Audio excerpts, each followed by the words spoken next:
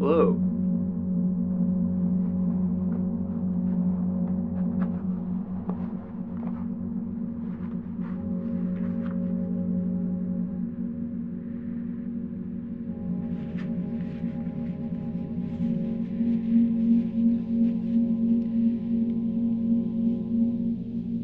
Kierkegaard, the first existentialist, from Existentialism, by Walter Kaufmann.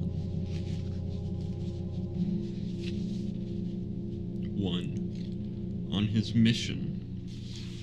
It is now about 4 years ago that I got the notion of wanting to try my luck as an author.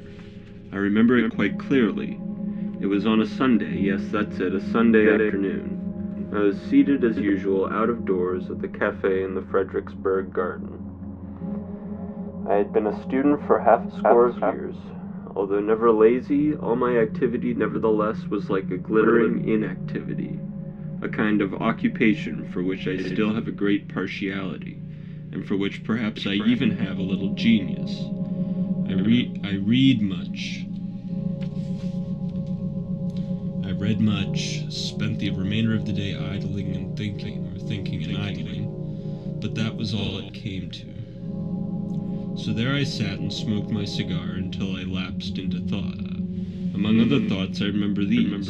You are going on, I said to myself, to become an old man without being anything, and without really undertaking to do anything. On the other hand, wherever you look about you, in literature and in life, you see the celebrated names and figures, the precious and much heralded men who are coming into prominence and are much talked about, the many benefactors of the age who know how to benefit mankind by making life easier and easier, some by railways, others by omnibuses and steamboats, others by the telegraph, others by easily apprehended compendiums and short recitals of everything worth knowing, and finally the true benefactors of the age who make spiritual existence and virtue and thought easier and easier, yet more and more significant.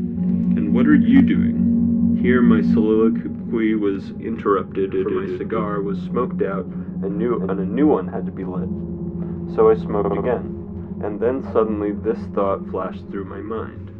You must do something, but inasmuch as with your limited capacities it will be impossible to make anything easier than it has become, you must, with the same humanitarian enthusiasm as the others, undertake to make something harder. This notion pleased me immensely, and at the same time it flattered me to think that I, like the rest of them, would be loved and esteemed by the whole community. For when all combine in every way to make everything easier, there remains only one possible danger, namely that the ease becomes so great that it becomes altogether too great. Then there is only one want left, though it is not yet a felt want, when people will want difficulty. Out of love for mankind and out of despair at my embarrassing situation, seeing that I had accomplished nothing and was unable to make anything easier than it had already been made, and moved by a genuine interest in those who make everything easy, I conceived it as my task to create difficulties everywhere. So then, I am striving towards the exalted goal of being hailed with acclamation, unless possibly I am derided or maybe crucified. For it is quite certain that every man who shouts bravo shouts also periat, if not crucify, and that even without being untrue to his character, since on the contrary he remains true to himself, qua shouter. But even though my effort be misunderstood, I am convinced nevertheless that it is just as noble as that of the others. When at banquet where the guests have already overeaten, one person is concerned about bringing on new courses, another about having a vomitive at hand. It is perfectly true that only the first has interpreted correctly the requirement of the guests, but I wonder whether the other might not also say that he is concerned about what the requirement might be.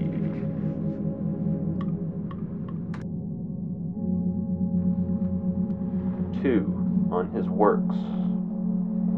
What does all this come to when the reader puts together the points dwelt upon in the foregoing paragraphs? It means that this is a literary work in which the whole thought is the task of becoming a Christian. But it is a literary work which understood from the very first and consistently followed out the implication of the fact that this situation is Christendom, a reflective modification, and hence transformed into reflection all the relationships of Christianity. To become a Christian in Christendom means either to become what one is, the inwardness of reflection, or to become inward through reflection, or it means the first thing is to be disengaged from the toils of one's illusion, which again is a reflective modification.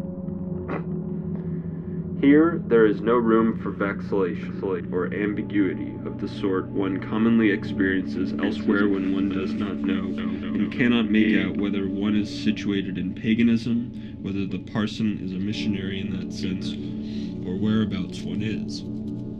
Here one does not miss what is generally lacking vis-a-vis a decisive categorical definition and a decisive expression for the situation to preach Christianity in Christendom. Everything is put in terms of reflection. The communication is qualified by reflection, hence it is indirect communication. The communicator is characterized by reflection, therefore he is negative, not one who says that he is himself Christian in an extraordinary degree, or even lays claim to revelations, all of which answers to immediacy and direct communication, but on the contrary, one who even affirms that he is not a Christian. That is to say, the communicator stands behind the other man, helping him negatively, for whether he actually succeeds in helping someone is another question. The problem itself is a problem of reflection. To become a Christian, when one is a Christian of a sort.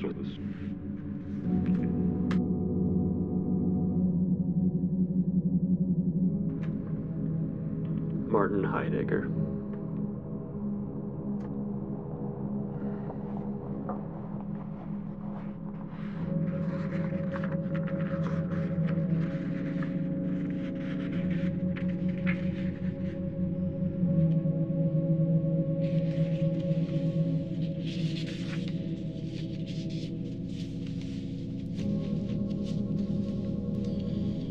What is metaphysics? What is metaphysics? The question leads one to expect a discussion about metaphysics. Such is not our intention. Instead, we shall discuss a definite metaphysical question, thus, as it will appear, landing ourselves straight into metaphysics. Only in this way can we make it really possible for metaphysics to speak for itself. Our project begins with the presentation of a metaphysical question, then goes on to its development and ends with its answer. Seen from the point of view of sound common sense, philosophy, according to Hegel, is the world stood on its head. The world stood on its head. Hence, the peculiar nature of our task calls for some preliminary definition. This arises out of the dual nature of metaphysical questioning. Firstly, every metaphysical question always covers the whole range of metaphysical problems. In every case, it is itself the whole. Secondly, every metaphysical question can only be put in such a way that the questioner as such is by his very questioning involved in the question. From this we derive the following point.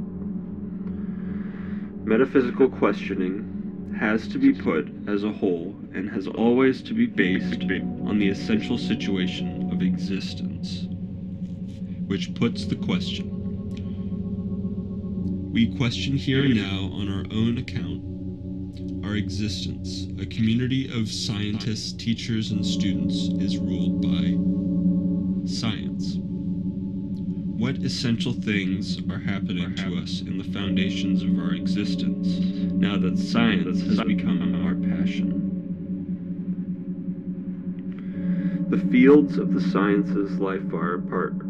Their methodologies are fundamentally different. This disrupted multiplicity of disciplines is today only held together by the technical organization of the universities and their faculties, and maintained as a unit of meaning by the practical aims of those faculties.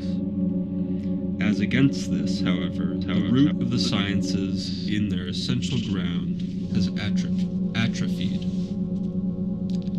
And yet, insofar as we follow their most specific intentions, in all the sciences we are related to what is.